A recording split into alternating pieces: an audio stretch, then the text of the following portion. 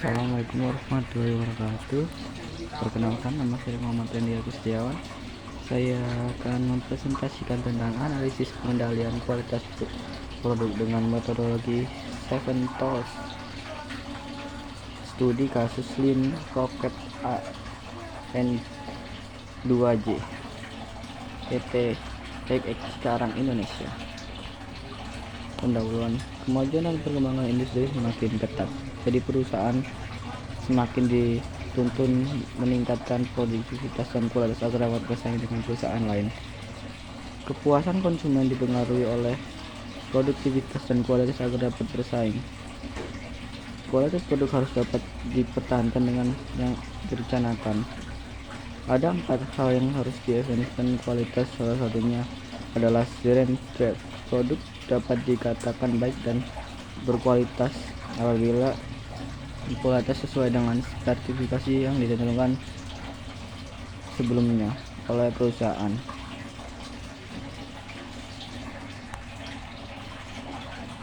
Oke, di sini ada tabel produk catatan. Tabel 1 menjelaskan dalam 6 bulan terakhir kondisi jumlah produk cacat dalam beberapa item masih tinggi melihat dari presentase nilai akhir yang mencapai rata-rata 1% setiap bulannya. Dari perusahaan hanya 0,1% rata-rata dalam total 6 bulan terakhir mencapai 8% dengan total produksi 52,565. Untuk efisiensi perusahaan masih berada di bawah standar dengan tabel berikut. Target efisiensi perusahaan suatu adalah 85% dengan hasil yang tabel mencapai rata 60% saja.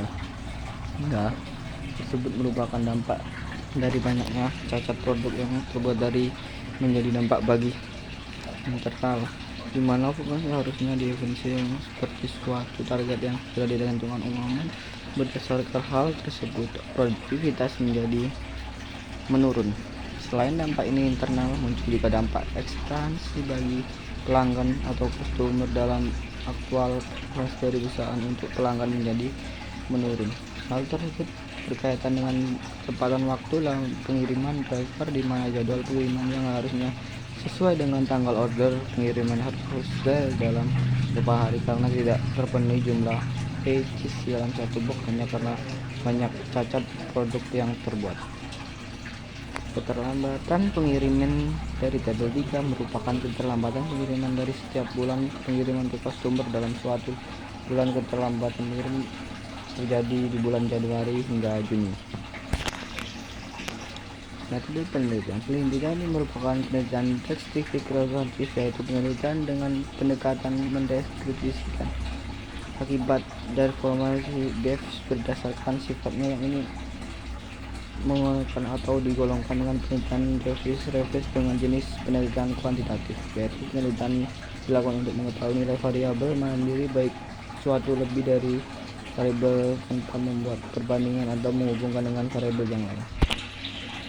Hasilnya, pada bagian ini analisis data dilakukan untuk mengidentifikasi masalah dan mengetahui akar penyebab permasalahan sehingga didapatkan sebuah ulasan perbaikan guna memilih satu produk Procter N2J. Diagram proses flowchart. Aliran proses produk N2J dari bahan baku sampai produk jadi terbagi dalam beberapa proses. Adapun proses secara keseluruhan dapat dilihat di gambar berikut.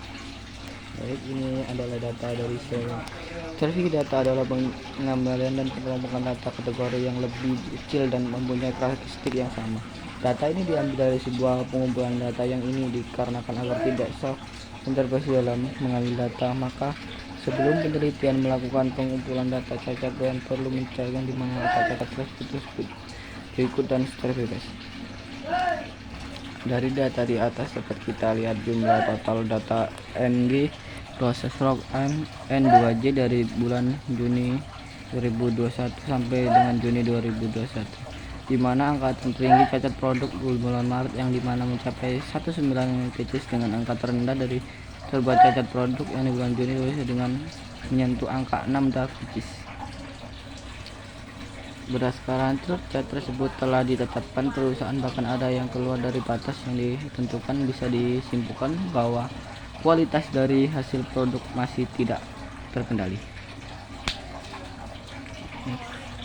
Diagram sebab akibat. Diagram sebab akibat memperlihatkan hubungan antara permasalahan dihadapi dengan segala kemungkinan faktor-faktor penyebab mempengaruhi. Pembahasan berdasarkan hasil analisa di atas, bagaimana pada poin hasil penelitian, maka dapat dijabarkan pembahasan hasil data yaitu sebagai berikut.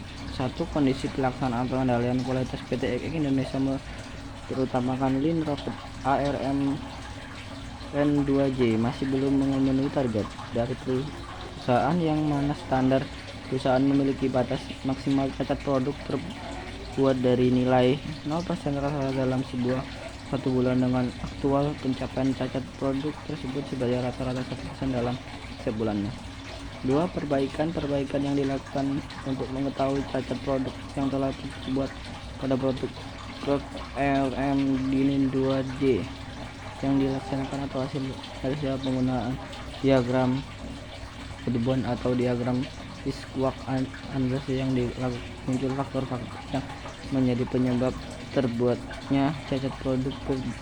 Penjabaran yang dilakukan sesuai dengan 4 nih yang telah diklarifikasi menggunakan diagram Fishbach.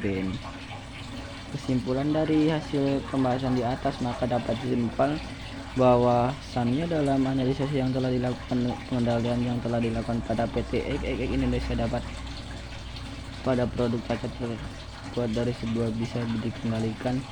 Masih terdapat cacat produk yang terbuat jalur dari standar yang telah ditentukan untuk faktor-faktor dari penyebab atau akar masalah yang terbuat dari cacat produk lebih didominasi oleh faktor mesin. Banyak kebor malah yang muncul dari mesin dan mengakibatkan gagal produk atau cacat produk dapat terbuat. Faktor-faktor penyebab munculnya cacat produk pada lini tersebut dapat dilihat melalui diagram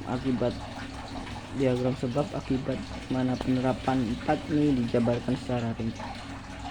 Sekian, terima kasih presentasi dari saya. Assalamualaikum warahmatullahi wabarakatuh.